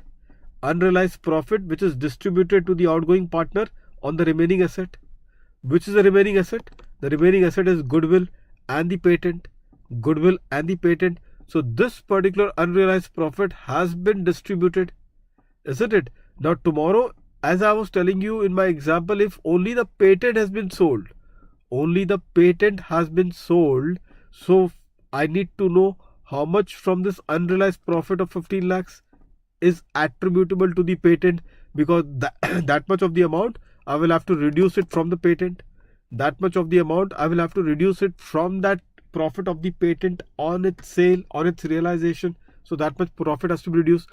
Which ratio to determine how much of this 15 lakhs is attributable to patent versus attributable to goodwill? Which ratio, students? The revaluation ratio. Now what is this revaluation ratio? Let's have a look. It's a simple one. the revaluation ratio. So students, if you see over here 105, 15 lakhs, up till here it is fine. B plus C minus D, 15 lakhs. This 15 lakhs I need to attribute between patent and the goodwill. 15 lakhs has to be attributed between patent and goodwill. How do I go about it? Let's have a look. Students, revaluation ratio. You'll say, sir, what is revaluation ratio? Tell me, what is the revaluation amount of goodwill? 30 lakhs. Entire 30 lakhs. What is the revaluation of the other asset, patent? 60 lakhs was given to you of the revaluation amount. What is the book value? Book value is 45 lakhs. Book value is 45 lakhs. So so therefore, you compare 60 lakhs with 45 lakhs. How much is the revaluation? 15 lakhs. Whereas how much is the revaluation of the goodwill?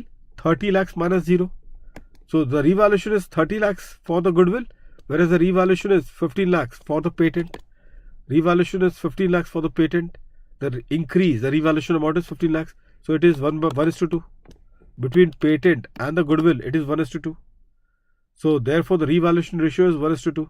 So 15 lakhs, out of 15 lakhs, 1/3 goes for patent. So it means 5 lakhs will go for patent. This is what has to be reduced. This is what has to be reduced. Whereas 10 lakhs will have to go for goodwill. So if tomorrow goodwill is sold,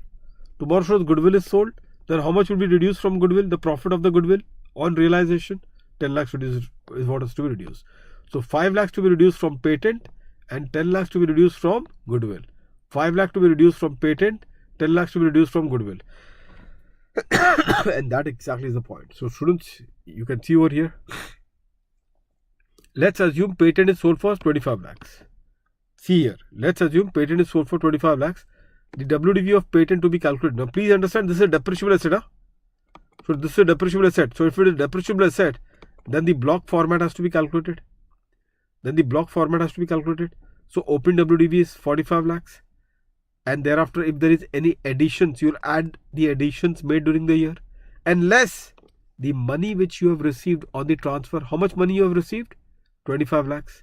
From 25 lakhs, 5 lakhs is already being charged on, we have already calculated a patent. How much is charged for patent already on an unrealized basis? On an unrealized basis, 5 lakhs is already being charged. So now what would be reduced as a selling price will not be 25 lakhs. What will be reduced as a selling price will not be 25 lakhs, it will be 20 lakhs. It will be 20 lakhs, students. And that is this particular ultimate question, students, which is there. With that now, students, we are good to go with the RTP. Last question, students, of the RTP. And that is what, in the day of the examination, congratulations, students. On the day of the examination, you will be solving this question only of the RTP. So, because this is such a beautiful question, students, such a comprehensive question that everything is covered over here. ICI has given a master stroke of question in the RTP question number 1.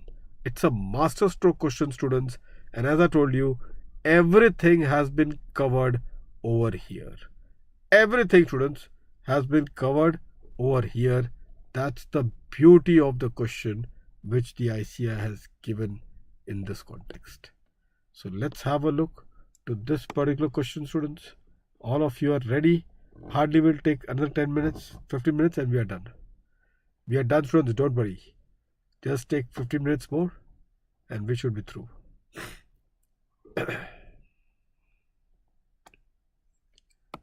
Are you all ready with this one now?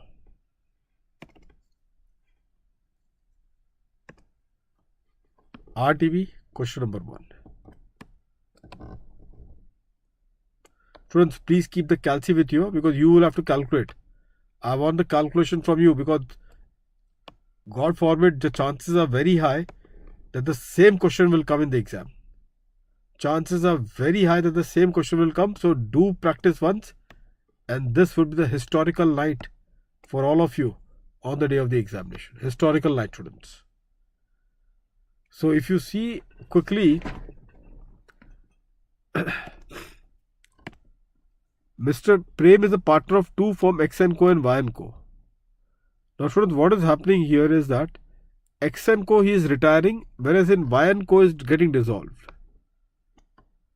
So here in the X & Co, Mr. Prem has resigned from X & Co. So it's a reconstitution for X & Co. If it is a reconstitution for X & Co, both 9B as well as the 45(4) will be applicable. 9B applicable if the capital asset is transferred. Whereas in the case of dissolution, only section 9B is what is going to come into picture and not section 45(4). And why is it so? I think all of you know the story, because there is no remaining asset with the firm on the dissolution. So there is no question of 45(4) to be applicable in this regard. Let's have a look. So Mr. Prem is a partner of two firm X & Co Mumbai and Y & Co Delhi. X & Co has 4 partners including Prem who share profit and losses equally. Mr. Prem resigned from X & Co on 1st April 2021. So he has resigned, students, on this date. On the said date, the capital balance of each of the partners stood at 32 lakhs. So each partner has got 32 lakhs, but be careful. We will have to then add to this 32 lakhs when we have to calculate D, whatever is the profit, accounting profit after tax. Students, so you will always keep in mind, because this is where we did the silly mistake. So capital account plus what? So D is what? Plus the accounting profit after tax needs to be added to calculate your D. So capital account is 32 lakhs. We will have to work out the accounting profit after tax, and that is what will fetch us D. So in order to settle the dues of Mr. Prem, the firm revalues its land for the first time since purchase. The valuer also valued self-generated goodwill. Students, 70 lakhs. So 70 lakhs would be a short-term capital gains. Isn't it? It's a short-term capital asset, I will say. Not short-term capital gains. Use the right word, short-term capital asset. The firm has falling assets whose details are as follows. So Pune, Nagpur, Mumbai and self-generated goodwill.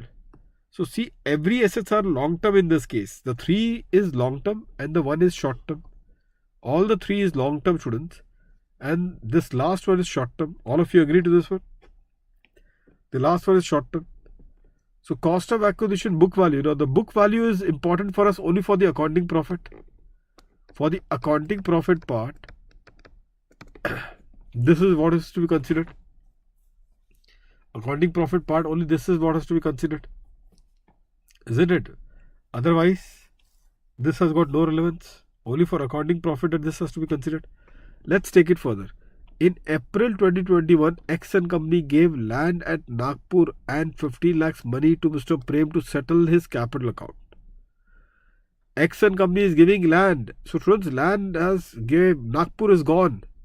So what is gone in this context, students, is Nagpur here. So Nagpur is out from the race. Students. Isn't it?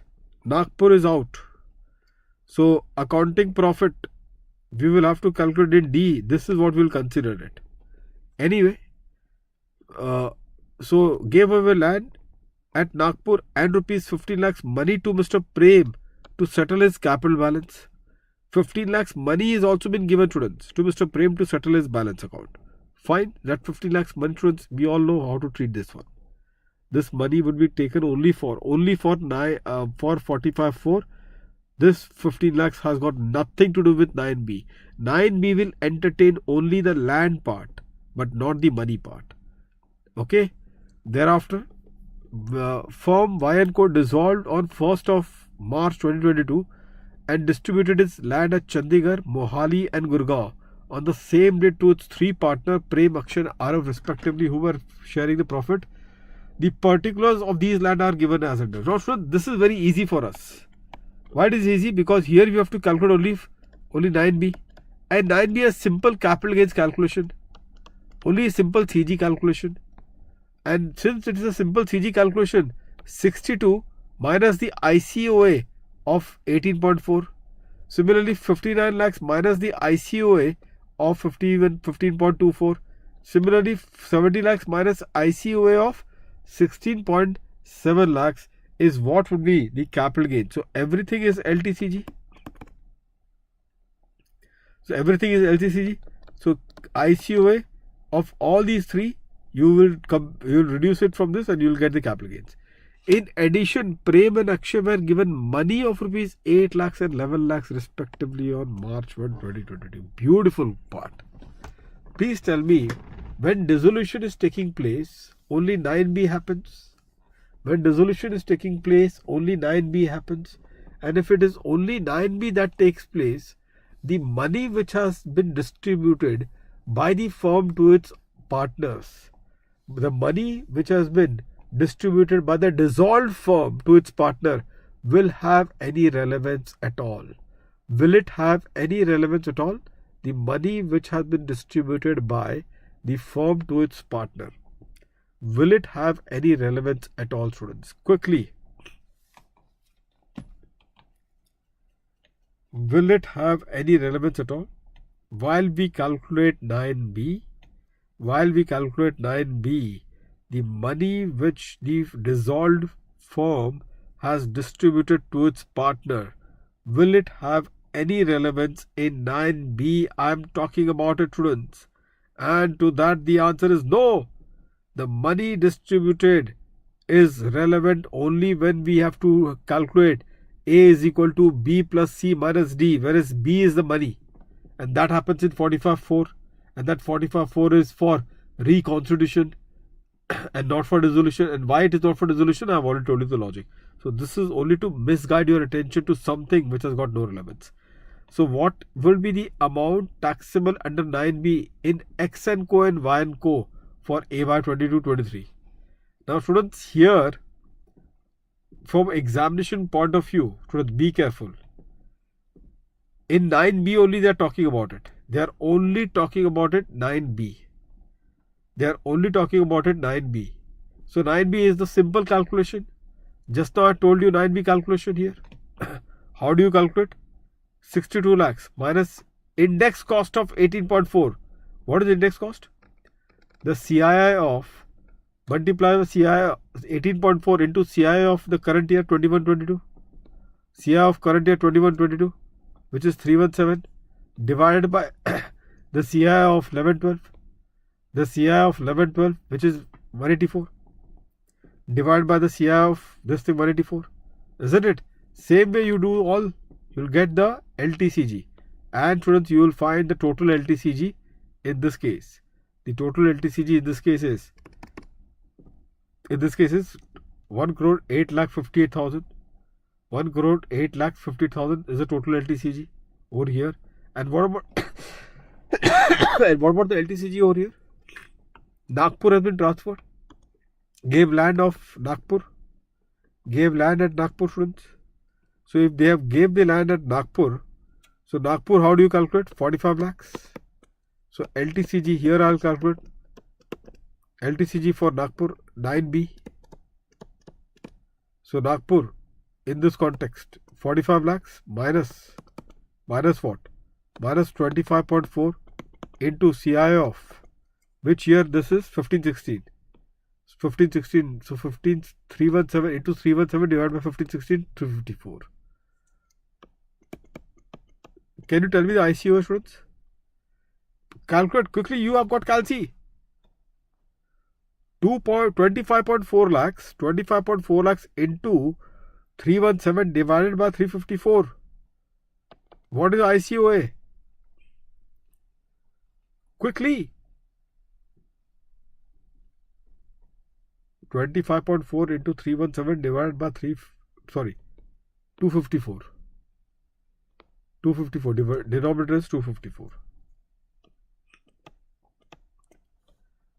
So your ICOA, students, is, you people don't have the calci now.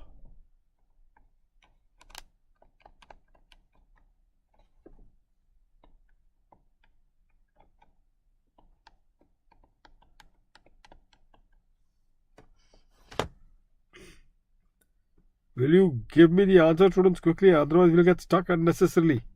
There are calculation part which I want you to solve. That's small calculation.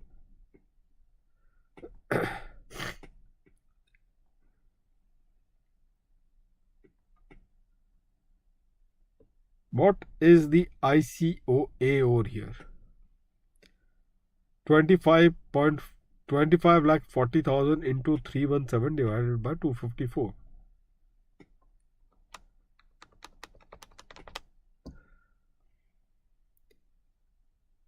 Please give me the answer, students.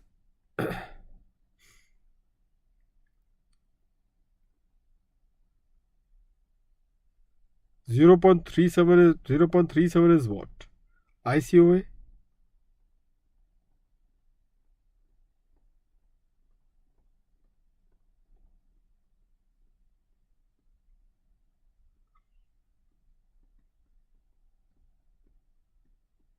I just took this, but how come this 25.4 lakhs? Can you just give me the full value, students?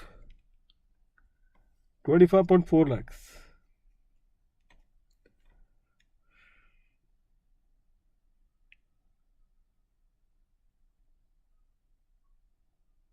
Students, if you never have to give me the answer on this one, I would not have erased this solution. Yesterday or day before yesterday, I did the Hindi class, and the students were so prompt in answering that I have worked out the entire solution over here. And here in this session, I'm not getting the answers at all. That is very bad, students. At least this is expected from you guys, that you should be in a position to give me the answer on these basic things. Otherwise, you expect me to start calculating, then this is over.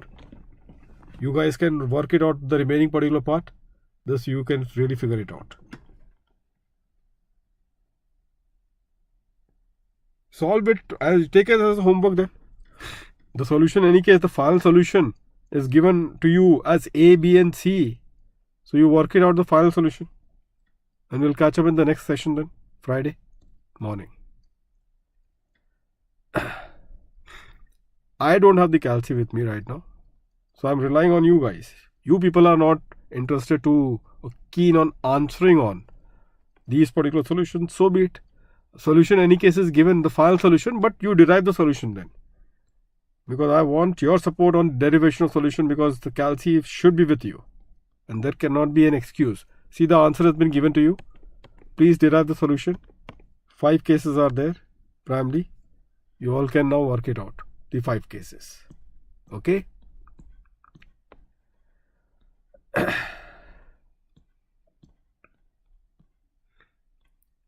Five cases are there here in students. Please do work it out. The 5 cases are there. This is what it is. Solution any case is there. Go with the same concept which I have taught to all of you. Which we have done it in question number 2. Just now. Refer that question. Work out the solution. The final answer A, B, C and D. 5 answers has been given to you. You can easily will get hold with what should be the main answer. Okay, so the calci, students, is not there with me. I was relying on your particular solution. Any case, you are good to, any case, concepts are all done. You can easily now work out this particular solution. On Friday, students, when I'm going to meet you, morning, 7:30 in the morning. 7:30 a.m. students, when I meet you in the morning, the last session of the CG revision which I'm going to do would be on, I'm giving you the checklist, students, slum sale. Thereafter, the ULIP taxation, the slum sale. Thereafter, the ULIP taxation, students. I think only Harshita, you are there, but what about the other students who are there? Definitely, there has to be other students also. The chat shows already there are other students as well who have choose not to respond. So, here in students, in this context, slum sale. Thereafter, there is a ULIP. After this, students, I will be referring this to. And any case, the Hindi, if you want to see the RTP, probably the solution, the workout solution, you can refer the Hindi lecture of the same YouTube video. The Hindi lecture of the same YouTube video You can easily refer it out. I've solved this entire RTP, this thing. So you can please go through this Hindi link, which I've shared in my Telegram channel also, CA Durgesh Singh. So there at the end, if you see now, so those who want to get the details of the workout solution, the file solution is already given. But anyone who is keen on the detailed part of the file solution, my request to all of you would be to refer that part of the Hindi lecture which I have done yesterday, day before yesterday night, where I have worked out the entire solution because students have given me the answers. So there, students, you will get the, if you want to know the details how this particular value has been determined, so please go through that. You will say, but where is that Hindi lecture on this workout solution? The Hindi lecture is already in my Telegram channel, CA Durgesh Singh. You can refer there. CA Durgesh Singh. And please, there is no explanation to be given. There is already the solution that needs to be worked out. So you can directly refer this one. Refer that last half an hour. Half an hour you will find the RTP has been discussed. Refer that last half an hour wherein the RTP has been discussed. So in this context, students, you will get this worked out solution on these things. Check out if you guys can do it. Herein, be careful. This C is the game. Huh? Point number 2, the C is the game. Because what would be the capital gains taxable under 45.4 in the case of X and Co? See, 45.4 taxable in the case of X and Co. When we talk about capital gain, students, be careful. 45.4, it is on the unrealized gain on the remaining asset. Unrealized gain on the remaining asset. And the remaining asset, students, that you can see over here. Which is the remaining asset?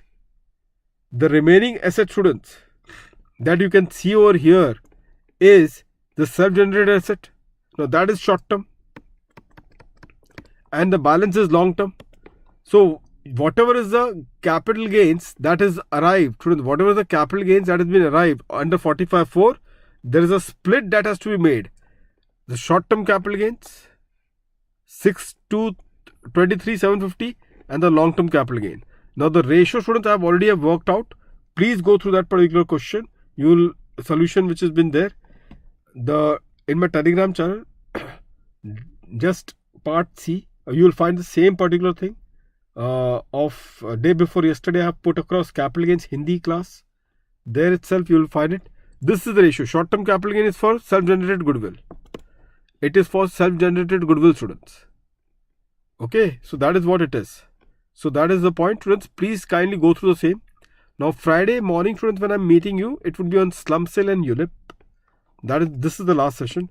NRI. This is the flow. NRI, FII, FII taxation, NRI, FII taxation, foreign institutional investors. Thereafter, students, there would be NRI and FII taxation. Thereafter, few exemptions. I will take important exemptions. And last would be some few practical questions on amalgamation and demerger. Amalgamation and demerger.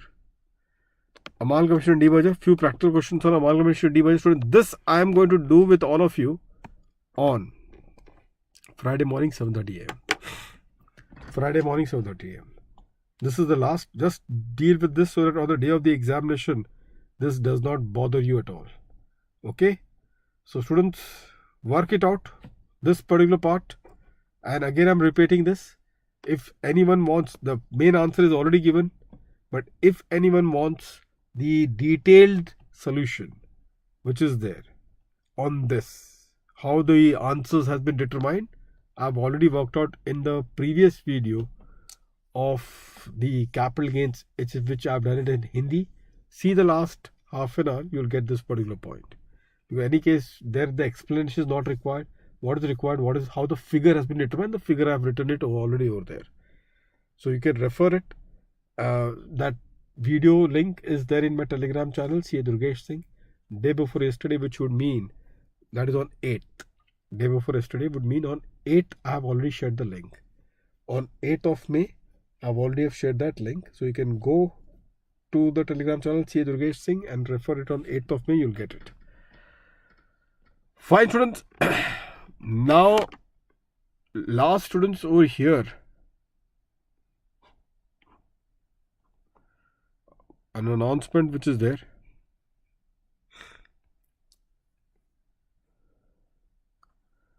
Students, Unacademy additional month free subscription is going on all the Plus and Iconic subscription. CS, CS, CMA, do refer this to your friend students. 6 months, if they take, they get extra 1 month. 12 months, if they take, they get extra 2 months. 24 months, if they take, extra 2 months is what they will get. And this is only till tomorrow, that is 11th. And do tell them to use the code CADS. Because through that code CADS, they will get that referral code CADS. They will get that 10% discount as well. The referral code CADS, students, they will get extra 10% discount. Tomorrow is the last day, students. Any of your friend, be it foundation, inter or final, whether it is CA, CS, CMA, whether he wants to take Plus subscription or Iconic, this is the golden opportunity. Make them count, students, in this context. Perfect, Harshita. Just go through this one, this last, just before you sleep, just solve this question, this one, and just tally with this one. And again, I'm repeating, you will find this particular link. I have already told you the link of that video. Just compare that link with the other one, okay? Okay, one last point, students, which I'll tell you is that tomorrow night at 10:30, 2 hours case law premier video is going to be uploaded. 2 hours premier video would be uploaded tomorrow, students. So you just take the benefit of that premier video as well. 2 hours premier video, students, will get uploaded. All the case laws will be done in 2 hours time. All the case laws will be done in 2 hours time. PDF file I will also share with all of you. PDF file I will also share with all of you. Is that clear to all of you, students? Perfect, students. Then I'll see you tomorrow night and day after tomorrow on Friday for our last session on the CG revision, and we will be done with it. Okay? See you then, students. Bye-bye. Good night to all of you.